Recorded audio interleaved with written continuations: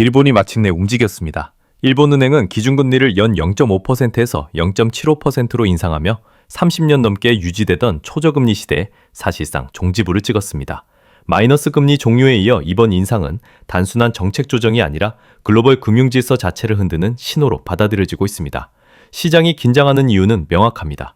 일본은 오랫동안 세계에서 가장 값싼 자금의 공급원이었고, 이 엔화 자금은 글로벌 금융시장 곳곳으로 흘러들어가 위험 자산을 떠받쳐왔기 때문입니다.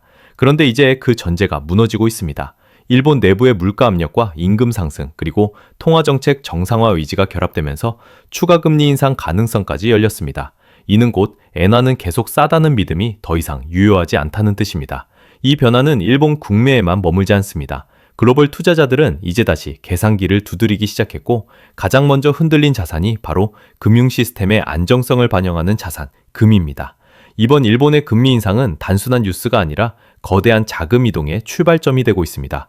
일본의 기준금리 인상은 곧바로 국채시장에 충격을 주었습니다. 일본 10년 만기 국채금리는 19년 만에 최고치를 기록하며 급등했고, 이는 단순한 수치 변동이 아니라 글로벌 자금 흐름의 전환 신호로 해석되고 있습니다. 그동안 일본 국채는 수익이 거의 없는 안전자산으로 여겨졌지만 이제 상황이 달라졌습니다. 금리가 오르자 일본 자산의 매력이 다시 부각되기 시작한 것입니다. 특히 해외로 빠져나가 있던 일본계 자금과 엔화 기반 투자 자금이 점차 되돌아올 가능성이 커지고 있습니다. 문제는 이 움직임이 일본에서만 끝나지 않는다는 점입니다. 엔화가 강세로 전환될 경우 달러 자산과 미국 국채의 상대적 매력은 자연스럽게 흔들릴 수밖에 없습니다.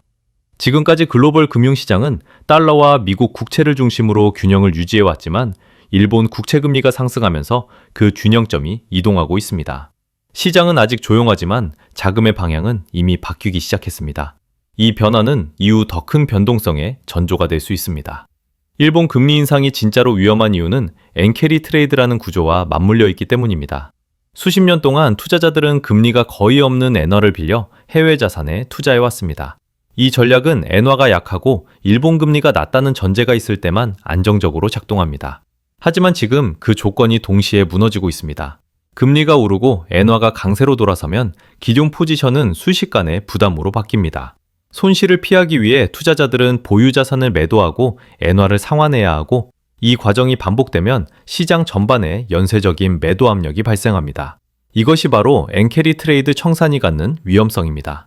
특히 주식, 부동산, 고위험 채권처럼 레버리지가 높은 자산일수록 충격은 더 크게 나타날 수 있습니다. 아직 대규모 청산이 본격화되었다고 보기는 어렵지만 시장은 이미 이 가능성을 선반영하고 있습니다. 불안은 숫자보다 빠르게 움직이며 그 불안이 향하는 방향은 점점 명확해지고 있습니다. 엔캐리 트레이드 청산 가능성이 커지면서 가장 먼저 압박을 받는 것은 달러 자산입니다. 그동안 글로벌 자금은 높은 유동성과 상대적 안정성을 이유로 미국 국채와 달러 자산을 핵심 피난처로 삼아왔습니다. 그러나 일본 금리 상승과 엔화 강세가 동시에 진행될 경우 이 공식은 다시 점검될 수밖에 없습니다. 일본 국채 금리가 오르면서 투자자들은 굳이 환율 위험을 감수하며 달러 자산을 보유할 필요가 있는지 고민하기 시작했습니다. 여기에 미국의 금리 인하 가능성까지 겹치면 달러 자산의 수익성과 방어력은 동시에 약해질 수 있습니다. 이는 단기적인 가격 조정이 아니라 자금 배분 구조 자체가 흔들리는 신호입니다. 시장은 아직 공포 단계로 넘어가지는 않았지만 안전하다고 믿어왔던 자산에 균열이 생기고 있다는 점은 분명합니다. 이런 국면에서 투자자들은 한 가지 공통된 질문을 던집니다. 정말로 끝까지 믿을 수 있는 자산은 무엇인가? 그리고 그 질문의 끝에서 다시 금이 주목받기 시작합니다. 시장 불안이 커질 때 가장 먼저 반응하는 자산은 언제나 금이었습니다.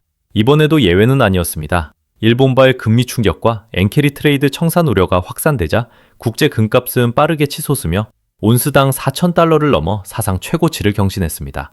이는 단순한 수요 증가가 아니라 금융 시스템 전반에 대한 경계심이 반영된 결과입니다. 국내 시장에서도 흐름은 분명합니다. 순금 한동 가격이 80만 원을 돌파하며 이전과는 다른 국면에 진입했습니다. 중요한 점은 금값이 위기가 완전히 드러나기 전에 이미 움직이고 있다는 사실입니다. 투자자들은 주식이나 채권보다 먼저 금을 통해 위험을 회피합니다.